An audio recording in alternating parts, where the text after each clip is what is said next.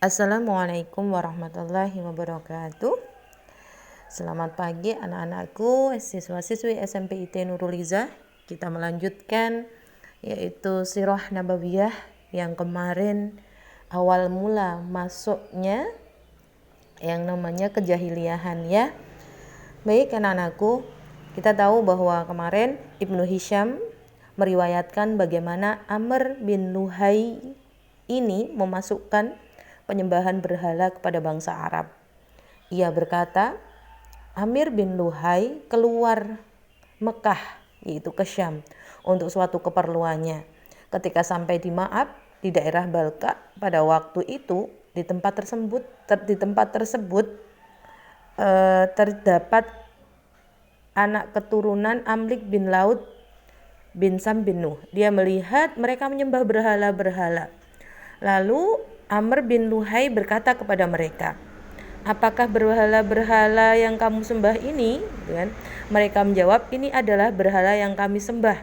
Kami meminta hujan padanya, lalu kami diberi hujan. Kami meminta pertolongan kepadanya, lalu kami ditolong. Nah, kemudian Amr bin Luhai ini berkata lagi, bolehkah kamu berikan satu berhala kepadaku untuk aku bawa ke negeri Arab agar mereka juga menyembahnya?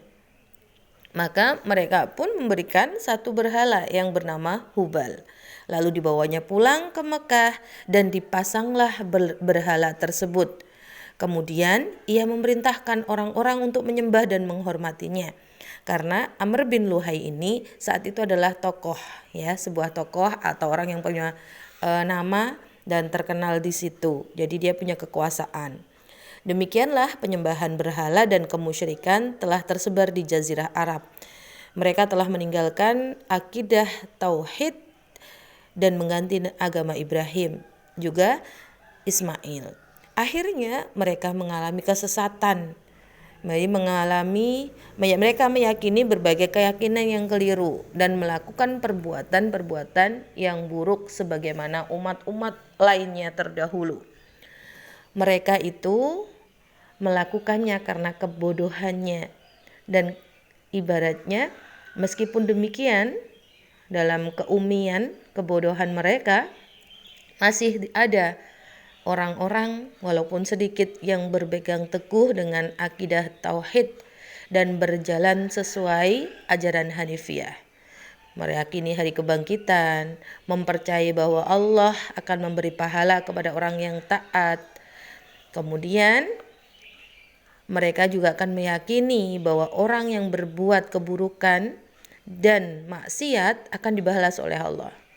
Orang-orang Hanifiyah ini membenci penyembahan berhala yang dilakukan oleh orang-orang Arab, bahkan mengecam kesesatan pikiran dan tindakan buruk lainnya. Jadi mereka masyarakat jahiliyah saat itu ya percaya bahwa seperti yang disampaikan tadi, bahwa berhala tersebut itu bisa memberikan segala sesuatu yang mereka minta.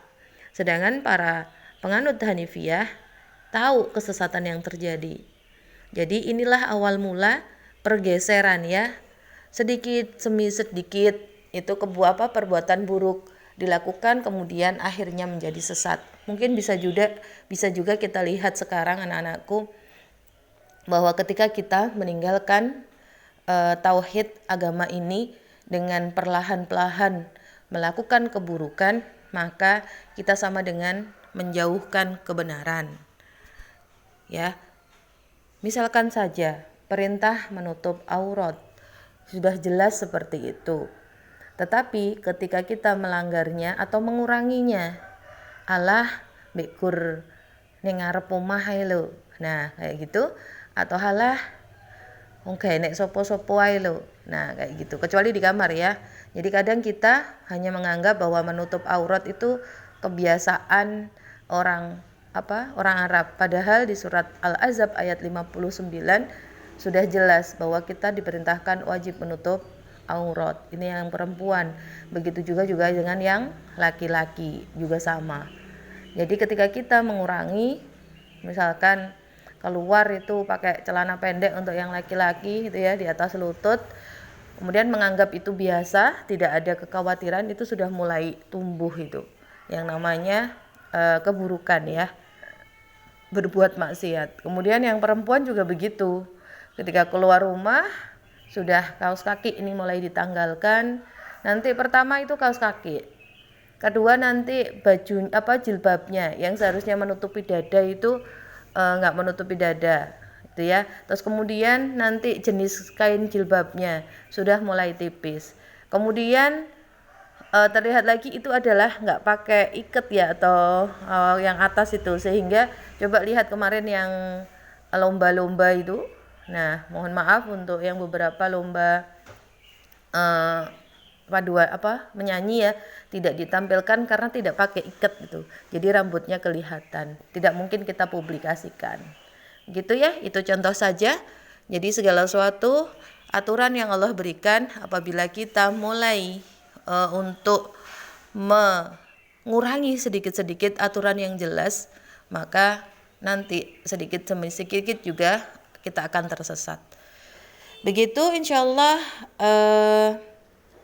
Sirah Nabawiyah pagi ini, semoga bisa mengambil hikmah dari cerita tersebut dan kita tidak mengulanginya gitu ya, karena kejadian sejarah itu akan berlaku lagi apabila kita mengulangi atau mencontoh juga perbuatan-perbuatan buruk yang dilakukan oleh orang-orang terdahulu. Selamat belajar. Wassalamualaikum warahmatullahi wabarakatuh.